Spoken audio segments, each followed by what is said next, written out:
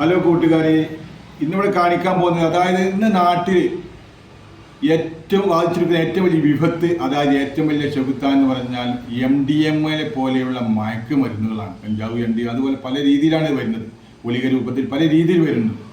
അപ്പം ഒരു വ്യക്തി ആദ്യമായിട്ട് ഒരു കുട്ടികളൊക്കെ പ്രേരിപ്പിക്കുക, ആദ്യമായിട്ട് എന്താ ചെയ്യുന്നത് വെച്ചാൽ ഈ മയക്കുമരുന്ന് കച്ചവടക്കാർ ആദ്യമായി ചെയ്യുന്നത് അവരെ രസിച്ച് നോക്കാൻ വേണ്ടി ചെറിയ ഇതിൽ നിന്നാണ് തുടങ്ങുന്നത്.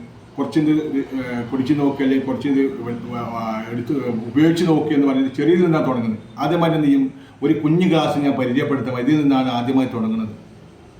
അതും കൂട്ടുകാരുടെ നിർബന്ധത്തിന് വാങ്ങിയിട്ടാണ് ഇത്തരം കാര്യങ്ങൾ ആദ്യമായിട്ട് ഒരാളിലേക്ക് വരുന്നത്. പിന്നെ ഇത്തരം മയക്കുമരുന്ന് പെട്ടെന്ന് നമ്മൾ തലച്ചോറിന് ബാധിക്കും. തലച്ചോറ് വീണ്ടും കുടിക്കാൻ ഇങ്ങനെ പ്രേരിപ്പിച്ചുകൊണ്ടേയിരിക്കും. അപ്പം എന്ത് ചെയ്യും, പിന്നെ നമുക്ക് അത് കിട്ടാതെ വരുമ്പോൾ നമ്മൾ എന്ത് ചെയ്യും, റൂമിൻ്റെ കഥകളൊക്കെ അടച്ചിട്ട് ഇതിങ്ങനെ കുടിക്കാൻ തുടങ്ങും, കുടിക്കാനോ അല്ലെങ്കിൽ ഉപയോഗിക്കാൻ തുടങ്ങും. അപ്പോൾ എന്ത് ചെയ്യും, അപ്പോൾ വീണ്ടും ഇതിൻ്റെ അളവ് കൂടി, അത് പോരാൻ തോന്നും, അപ്പോൾ ഇതിൻ്റെ അളവ് വീണ്ടും കൂടി.